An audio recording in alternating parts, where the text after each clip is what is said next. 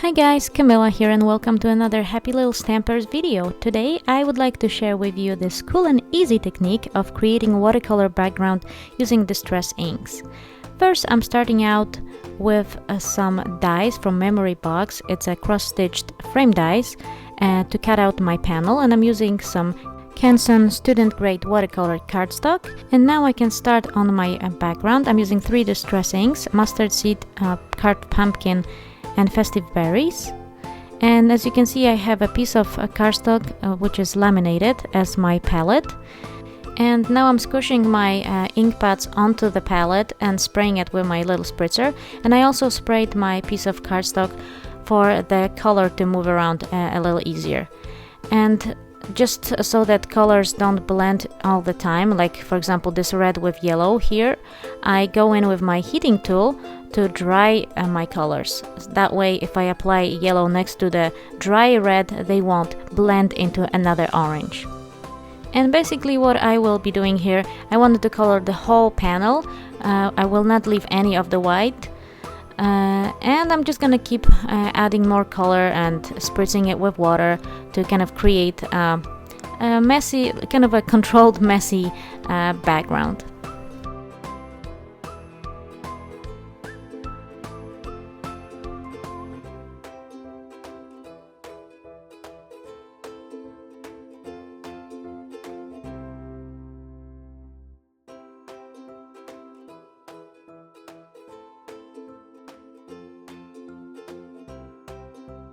And after my watercolor piece was dry, I took again a festive berry, squished it onto my palette, picked up the color with my paintbrush, and I added some droplets onto my background. I thought that it was really cool to add a little bit more interest. And now I'm taking a re-inker. This is a Memento wedding dress white re-inker, and I'm gonna add a little bit of water to that and also add some droplets onto my background. And this is how the finished background looks like. And now I'm gonna add a few colorful contrasting butterflies to my warm background. I stamped the images using VersaFine Black Onyx ink, and I heat embossed them using clear embossing powder. And now I'm using Stabilo 68 pens to color the butterflies. I'm using some blues and greens because I thought they would go nicely contrasting against the warm reds, oranges and yellows. And I'm basically blending the 3 colors on each butterfly. They blend really nicely because I used some watercolor cardstock, and these markers blend nicely on thick watercolor cardstock. Even though this one is not the thickest of them all, this is just 250 a gram, they still go on the paper really nicely and blend together perfectly.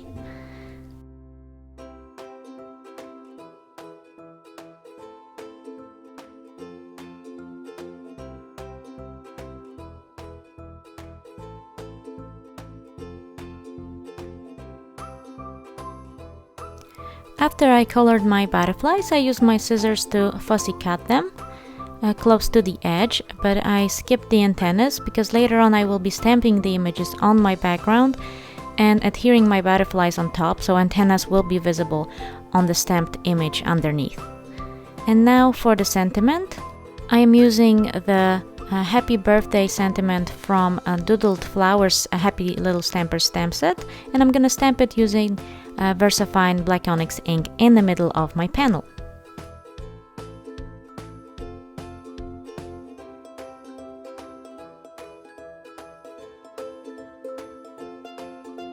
Alright, and now I'm gonna stamp my butterflies. I'm using a mouse pad for a better impression because I'm stamping on the watercolor cardstock. The impression is not always perfect.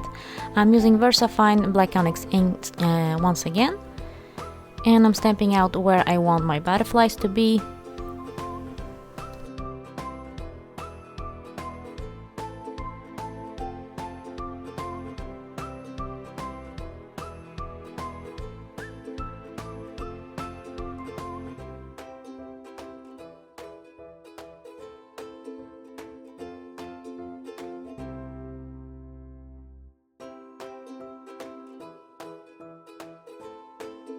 And now I'm using Tombow monoliquid glue to adhere my butterflies. I am only adding the glue in the middle section of the butterfly because I don't want the wings to be adhered flat. I want them to have a little bit of dimension, as if the butterflies are real and they kind of sit on top of the paper.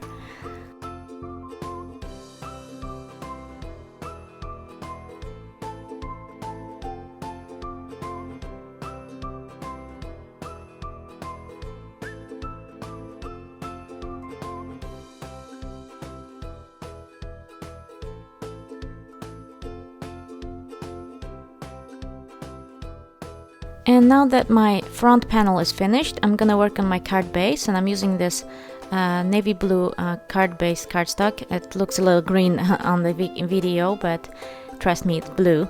And I'm gonna use the pattern paper from Lawn Fawn, perfectly played. And I'm gonna use this beautiful pattern here, and I'm gonna adhere it on the whole surface of my front of my card base. I'm cutting out the excess. And now I'm just gonna add my front panel on top. I'm using some fun foam. I'm using the red one because that's what I had on hand. You won't be able to see it anyway. And so I'm gonna add the fun foam at the back of my front panel for a little bit of dimension. The particular fan foam I'm using has adhesive on one side, so to adhere it to my card base, I'm gonna use some double-sided tape. And that will finish up my card for today. So thank you so much for watching. I hope you enjoyed it and got inspired. And I will see you again soon next month with a new card making video for happy little stampers. Have a great day. Bye!